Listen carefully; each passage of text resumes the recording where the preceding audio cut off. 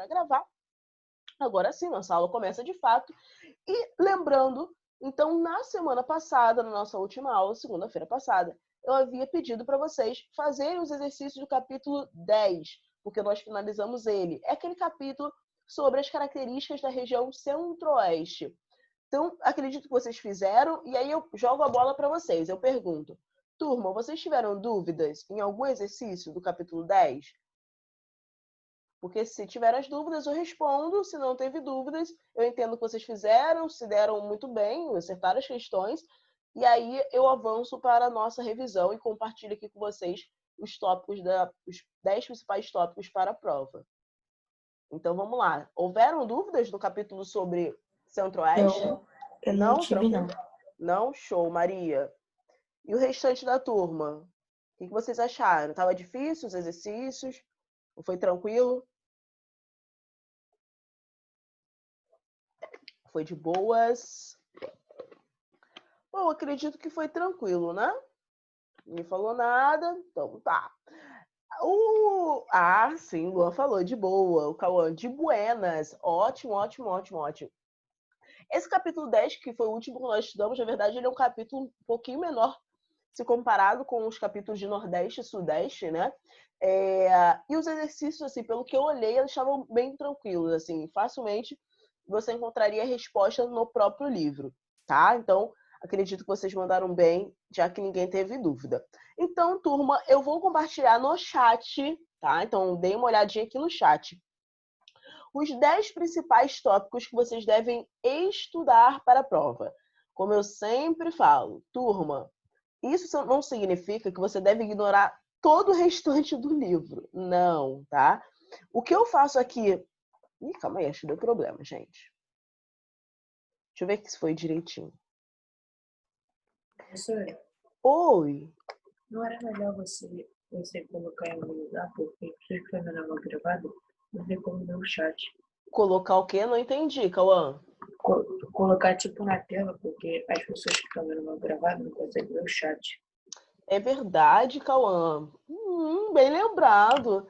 É porque, na verdade, eu vou enviar também lá pela Jandedu. Quando eu for enviar o link dessa aula, eu vou enviar lá pela Jandedu. Mas ótima sua ideia, Cauã. Obrigada, tá? Então, eu já compartilhei aqui a tela com vocês, principalmente para quem for ver depois de gravado. Turma, então, voltando ao que eu havia falado, quando eu trago esses 10 tópicos principais para avaliação, não significa que a gente deve ignorar todos os outros... Oi? Isso não significa que nós devemos ignorar... Que isso, gente? Ai, meu Deus. Isso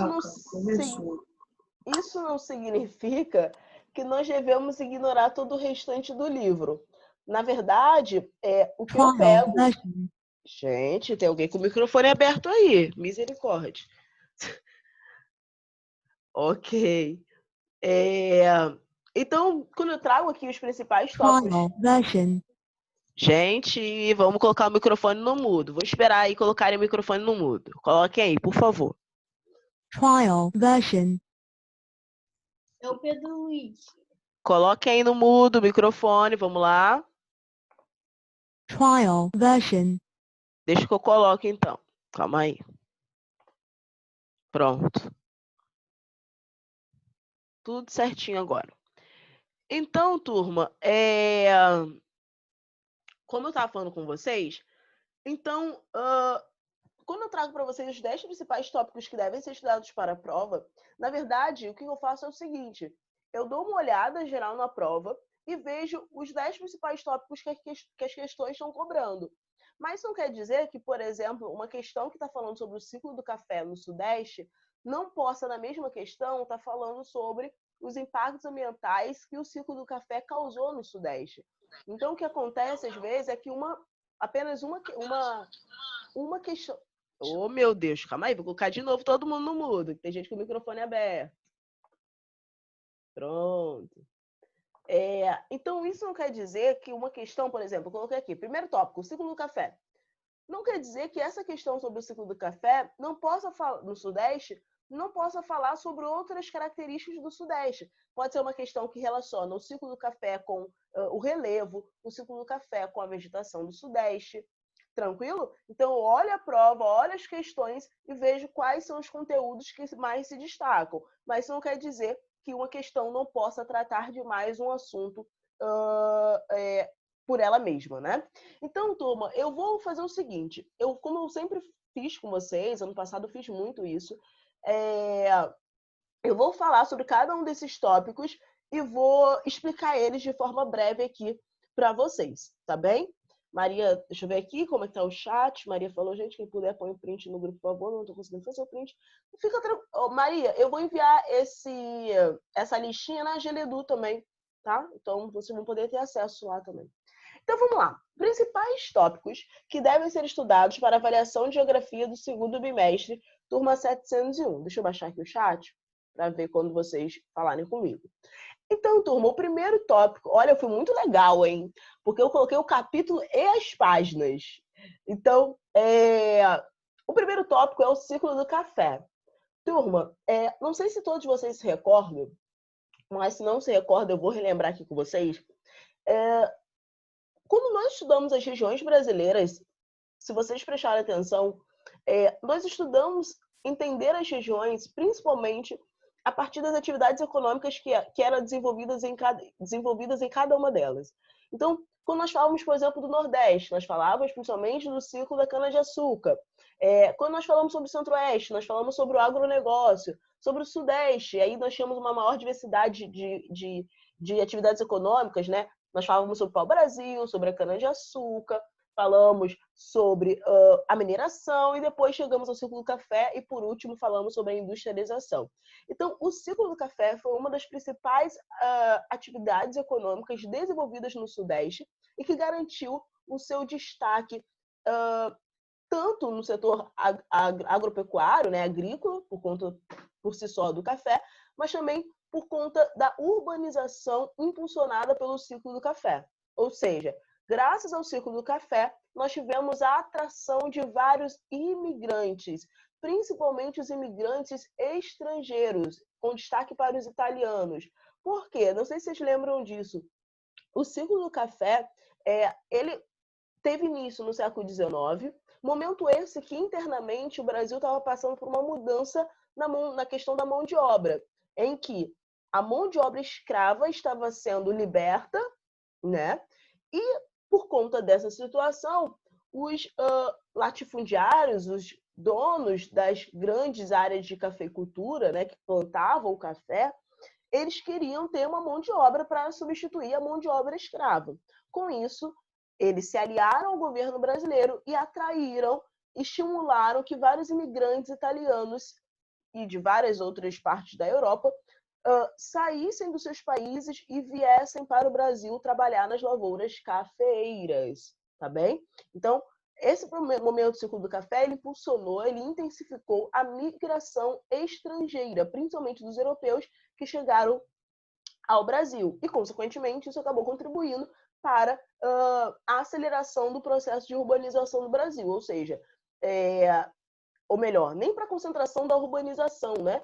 Acabou atraindo a população para o Sudeste e contribuiu para o desenvolvimento econômico da região, porque a urbanização, na verdade, se refere à concentração da população nas cidades, e nesse momento ainda era muito inicial, não estava acontecendo esse processo de urbanização tão intenso, mas a migração era muito intensa e impulsionou a economia ali da região Sudeste. Então, sobre o ciclo do café, nós falávamos sobre a questão da migração, sobre o ciclo do café também, nós falávamos sobre os barões do café. Vocês lembram quem eram eles? Alguém lembra quem eram os barões do café? Hanna, eu lembro. Me diz aí, quem Donos lembra? de terras? Boa, Maria. Os barões, perfeito. Os barões do café eram os grandes latifundiários, eram os grandes donos de terra no Sudeste que cultivavam, que desenvolviam o café.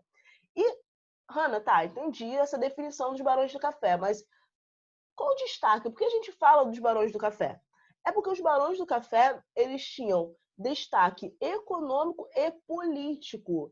Devido ao fato desses barões do café, esses grandes latifundiários, esses grandes donos de terras que cultivavam café, gradualmente, né, pouco a pouco, irem se enriquecendo cada vez mais, eles acabavam, por conta desse poder que eles tinham econômico, nesse poder econômico, eles acabavam tendo também um grande poder político, de exercer cargos políticos, ter influência nas tomadas de decisões. Por exemplo, a industrialização no Brasil ela só começa em 1930, com Getúlio Vargas. Mas por que não aconteceu antes? Por exemplo, vários países, principalmente os países europeus, começaram a se industrializar no século XVIII, no século XIX. Nós, Brasil, só começamos a nos industrializar, só começamos a ter indústrias só no século XX. E por que demorou tanto? Muito pelo fato do poder político exercido por esses barões do café. Porque eles não queriam que no Brasil tivesse indústrias, porque se tivesse indústrias, o governo brasileiro iria tirar o apoio dele para eles, né? O apoio no sentido de oferecer isenção de impostos, oferecer toda uma ajuda para que a atividade cafeeira se desenvolvesse, iria passar a ajudar o desenvolvimento das indústrias. Então, eles sabiam que as indústrias chegando no Brasil, se instalando no Brasil, eles iam perder o seu poder econômico e o seu poder político. E, claro, os barões do café não queriam perder nem esse poder econômico, nem esse poder político. Então, devido a essa grande influência econômica e política que eles exerciam, eles contribuíram para que, por muitos e muitos anos, houvesse uma dificuldade, uma série de barreiras que atrasaram o desenvolvimento industrial do Brasil, que só veio acontecer em 1930, como nós falamos lá com Getúlio Vargas, tá bem? Além disso, né, o ciclo do café, como eu acabei já falando aqui ao longo da minha explicação, ele se concentrou no Sudeste, né? Ele foi uma das atividades econômicas que garantiu, então, o destaque para essa região do Brasil. Turma, tranquilo sobre o ciclo do café? Falem comigo. Tranquilo o ciclo do café ou alguma dúvida? Sim, entendi. Tranquilo, né? Show. Ótimo, então. Então, vou avançar um pouquinho. O segundo tópico que vocês devem dar atenção é o que fala o seguinte, sobre as consequências da concentração populacional no Sudeste. Nós bem sabemos que a região Sudeste ela é uma região relativamente pequena, uma das menores regiões brasileiras, mas que concentra a maior quantidade de habitantes. Então, na região Sudeste, nós acabamos falando que ela tem uma elevada densidade demográfica. Eu não sei se vocês lembram da definição do que é densidade demográfica, mas se não lembram, eu relembro aqui para vocês. A densidade demográfica se refere à distribuição da população por quilômetros quadrados. Então, o que acontece é, quando você tem uma região relativamente pequena e muitas pessoas morando nela, o que você vai ter é uma elevada densidade demográfica, normalmente. E isso acaba acontecendo no Sudeste. Se eu não me engano, pelos dados que nós estudamos, quando nós falávamos sobre a densidade demográfica do Sudeste, o Rio de Janeiro, dentro da região Sudeste, é o estado que tem a maior densidade demográfica. Por quê? É um estado muito pequeno, é o menor estado ali da região Sudeste, mas que concentra muita gente. Então, há uma elevadíssima densidade demográfica, principalmente no contexto do Sudeste, há essa elevadíssima concentração demográfica, essa elevada densidade demográfica, principalmente no Rio de Janeiro, no estado do Rio. E aí, claro, né, concentrando pessoas em uma região relativamente pequena, né, a segunda menor região do Brasil, você vai ter problemas de diversas ordens, né, problemas diversos. Você vai ter problemas ambientais, você vai ter problema de trânsito, você vai ter problema na questão, quando eu falo trânsito, né, alguns livros chamam isso de mobilidade urbana, né? Então as pessoas vão ter dificuldade para circular ali no estado ou na cidade. Você vai ter, então, problemas urbanos, como eu já falei, problemas de moradia. Então, uma série de consequências negativas surgem devido à grande concentração de pessoas em uma região muito pequena.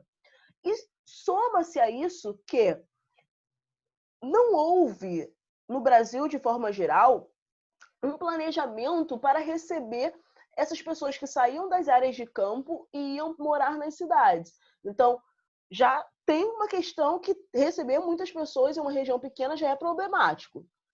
Se não tem organização, é pior ainda. Então, essa série de consequências está lá no capítulo 8. Eu não coloquei a página, turma, porque essa questão, esse tópico 2 foi da questão 2 da prova, que eu mudei ela de última hora. Então, eu só coloquei o capítulo, não coloquei a página. Mas se vocês desfolharem, foi ótimo, né?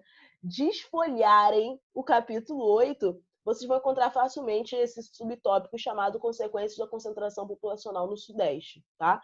É porque o meu livro é um livro antigo, então se eu falar a página aqui do meu, não vai adiantar muita coisa, tá? Mas vocês podem, desfolhando o capítulo 8, vocês vão encontrar essas consequências da concentração populacional no Sudeste. Tópico 2. Tranquilo ou dúvidas? Falem comigo.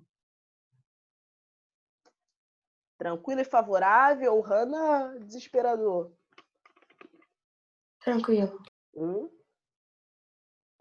Então tá. Terceiro tópico, poluição do Rio Tietê. Na verdade, esse tópico 3, ele é um subtópico do anterior, né? Então, na verdade, eu nem precisaria colocar esse tópico 3, porque ele acaba sendo uma consequência da concentração populacional do Sudeste, né? Porque quando nós falamos em poluição de recursos hídricos, quando nós falamos em poluição de rios, claramente é uma consequência do fato de ter muitas pessoas morando em uma determinada localidade. Então, tem nesse capítulo 9, na página 69, uma parte explicando as causas e consequências da poluição do rio Tietê. O rio Tietê, que é um dos principais rios do estado de São Paulo, bem conhecido, né? Que uma hora ou outra aparece nos jornais, até hoje em dia, e que tem na prova uma questão sobre ele, falando justamente sobre a poluição do rio Tietê. Não tem muito o que falar aqui, porque está tudo muito bem explicadinho no livro falando sobre a poluição desse rio, tudo bem? Tem uma parte nesse capítulo 9 em que fala sobre o aproveitamento dos recursos hídricos da região sudeste. Então fala que muitos rios da região sudeste ou são usados para navegação ou então para a produção de energia hidrelétrica. Só que o que dificulta essas duas utilizações, ou seja, o que dificulta a utilização dos rios, tanto para a navegação quanto para a geração de energia hidrelétrica, é por conta do mau uso que se faz desses rios, como é o caso do Rio Tietê. Então, jogar lixo acaba contribuindo para uma dificuldade de se utilizar esse rio futuramente. Tá bem? Então, tópico 3, poluição do Rio Tietê. Tópico 4, turma, fala sobre a primeira atividade econômica do Centro-Oeste. Eu acredito que esse tópico esteja mais fresco na memória de vocês, porque foi o assunto que nós tratamos na nossa aula da semana passada. Mas, basicamente, só para quem não lembra, a primeira atividade econômica desenvolvida no Centro-Oeste foi a busca por ouro, tá bom? Ouro e pedras preciosas. Basicamente, na verdade, a descoberta e o povoamento da região centro-oeste acabou, na verdade, sendo um desdobramento da mineração no sudeste. Porque, não sei se vocês lembram, inicialmente, o sudeste, ele, na verdade, né, a figura dos bandeirantes e os jesuítas, eles se instalaram inicialmente no litoral, né? Só que, saindo em busca por ouro e indígenas, eles abandonaram o litoral e foram indo para o interior. Então, eles saem ali do litoral, do Rio, de São Paulo e alcançam o estado de Minas Gerais. Lembram disso? Aquela cidade, Diamantina, Ouro Preto, enfim. E eles continuaram avançando no sentido ao interior do Brasil. Então, saindo de Minas Gerais, eles alcançaram os outros estados. Goiás, Mato Grosso, ok? Então, esse avanço na busca por ouro, pedras preciosas e indígenas levou os bandeirantes e os jesuítas ao interior do Brasil, mais especificamente ao Centro-Oeste. Então, quando nós falamos sobre a primeira atividade econômica do Centro-Oeste, nós temos que lembrar do ouro, tá? E aí, claro, ao longo dos anos, o ouro ele acabou sendo escasso, ficando escasso, né? Difícil de ser encontrado cada vez mais. E aí houve um certo abandono dessa ideia de explorar o ouro no Centro-Oeste, e aí o agronegócio passa a ter muita força, tá? Tópico 5 é o que diz sobre é o que fala sobre as consequências da mineração para o Sudeste. Então, ainda falando sobre mineração, tem uma questão na prova que vai falar sobre as consequências da mineração para o Sudeste. A consequência da mineração para o Sudeste, a primeira consequência foi ocupação do interior do Brasil, tá? Então, graças a essa exploração, claro, teve vários aspectos negativos, mas graças a essa exploração e desenvolvimento da atividade mineradora no Sudeste, nós tivemos o povoamento e ocupação das áreas mais ao interior do Brasil, porque até então, antes disso de ocorrer o ciclo da mineração no Sudeste, não havia grande ocupação no interior do Brasil. E aí, graças a essa descoberta de ouros, de pedras preciosas no Sudeste, mais ali para o estado de Minas, houve o início ali da ocupação efetiva do interior do Brasil. Tá? Então, essa questão vai falar especificamente sobre essa questão da ocupação e povoamento das áreas mais ao interior do Brasil a partir do Sudeste, ok? Questão 6, ou melhor, tópico 6 diz o seguinte: fala sobre a fruticultura no Nordeste, que tem relação com a transposição do Rio São Francisco. Turma, quando nós falamos sobre a transposição do Rio São Francisco, não sei se vocês se recordam, mas o Rio São Francisco, ele é um dos principais rios que cortam a região Nordeste. Na verdade, ele nasce na Serra da Canastra, que fica em Minas Gerais, e ele acaba cruzando uma boa parte do Nordeste brasileiro. E com a ideia, com essa obra de engenharia chamada de transposição do Rio São Francisco. Como vocês bem sabem, uma das sub-regiões do Nordeste é o Sertão. O Sertão, essa sub-região nordestina, passa de tempos em tempos por um problema muito grave, que é a seca. Inclusive, vocês fizeram aquele trabalho pesquisando sobre a indústria da seca. Não sei se vocês se recordam. E aí, o que o governo brasileiro, há muitos anos já, tenta fazer? Tenta pegar uma parte da água desse rio, chamado Rio São Francisco, e, através de uma obra de engenharia, tenta desviar parte dessa água do Rio São Francisco para rios que, de tempos em tempos, ficam secos na sub-região nordestina conhecida como Sertão. Então, pegar a água do São Francisco e desviar para esses rios que sofrem com o problema da seca, que de tempos em tempos não tem água nesses rios. Então, essa obra é muito grande. Alguns trechos dessa obra de transposição já foram inaugurados, mas a obra em si, por si só, totalmente, ela não está inaugurada, ela não foi finalizada, porque é uma obra muito grande e muito cara, muito custosa. Então, tem uma questão na prova que fala justamente sobre como que essa ideia da transposição do Rio São Francisco contribui para o desenvolvimento da fruticultura justamente no sertão. Porque quando a gente fala de seca no sertão, as pessoas devem pensar o seguinte: então, sertão, seca, não tem como nada se desenvolver ali. Na verdade, graças a essa obra, há o desenvolvimento e o cultivo de alguns gêneros agrícolas, tá? Por exemplo, a uva, laranja, que são muito bem desenvolvidas nessas áreas onde a obra da transposição do Rio São Francisco já foi inaugurada. Tranquilo? Cauã me pergunta aqui: professora, vai ter os 4 bimestres esse ano? Porque meus amigos de outro colégio já acabaram as provas. Cauã, então, isso é uma dúvida para todos nós, tá? Sendo bem, bem sincera com você. Eu, Hanna, enquanto professora de vocês de geografia, eu não recebi nenhuma informação se nós vamos ter a avaliação dos 4 bimestres ou não. Eu acredito que sim, que nós teremos avaliações para os 4 bimestres. Nós vamos fazer agora a segunda avaliação, correspondendo ao segundo bimestre, e aí teríamos a terceira e a quarta avaliação. É o que eu acredito, mas a escola, a direção ainda não passou para a gente nenhuma informação sobre essa questão de ter mais provas ou não, né? Ainda não passou essa informação para nós. Mas o que eu imagino é que sim, teremos uma avaliação para os 4 bimestres.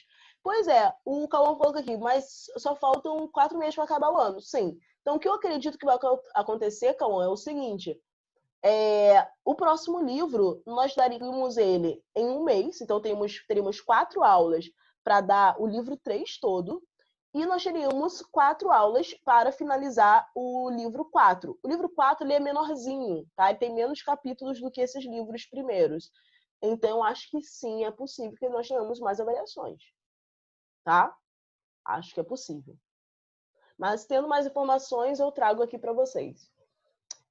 Então, fruticultura no Nordeste, acho que é ok, né? Tópico 7, sobre o desenvolvimento econômico e urbano do Centro-Oeste. Esse tópico 7, ele corresponde, de fato, à questão 7. É uma questão mais genérica, que não trata especificamente de algo que nós estamos sobre o Centro-Oeste, mas, de forma geral, ela fala sobre esse desenvolvimento econômico e urbano do Sudeste. Então, sobre o desenvolvimento urbano, como eu já falei para vocês, se destaca o fato de que nós tivemos a questão do ouro, a exploração do ouro e o agronegócio se destacando como as principais atividades econômicas do Centro-Oeste, e sobre o desenvolvimento urbano, o que nós podemos afirmar é que, gradualmente, principalmente devido ao agronegócio, nós tivemos um desenvolvimento urbano no Centro-Oeste. Tá? Então, é uma questão um pouco mais genérica, tanto que eu nem coloquei nem capítulo nem a página. O capítulo é o capítulo 10, mas a página específica não tem. Tá? Tópico 8, sobre a vegetação e o relevo predominante no Sudeste. Então, em outras palavras, o que você deve atentar nesse tópico é sobre a Mata Atlântica, e aí quando eu falava com vocês sobre Mata Atlântica no Sudeste, eu cheguei até a comentar que a Mata Atlântica ela é uma vegetação, um bioma que sofreu grande devastação, porque devido aos séculos de ocupação do Sudeste, nós tivemos ao longo desses séculos uma grande e intensa atividade exploratória da região. Então, o desmatamento foi um processo muito forte, muito intenso na Mata Atlântica. Então, hoje em dia, nós temos apenas 7% de mata, de vegetação original dessa Mata Atlântica. Então, essa questão trata especificamente sobre a Mata Atlântica e também sobre o relevo predominante no Sudeste, que no caso são os planaltos. Não sei se se recordam, mas quando nós falávamos sobre relevo do Sudeste, apareceu até um mapinha que mostra a altitude, né, do relevo no Sudeste, né, a partir daquela diferença de cores, enfim. Então, dei uma atenção especial àquele mapinha, ok? Cadê? O Arthur pergunta, prof, e aquele 10 em cima, copia ou não?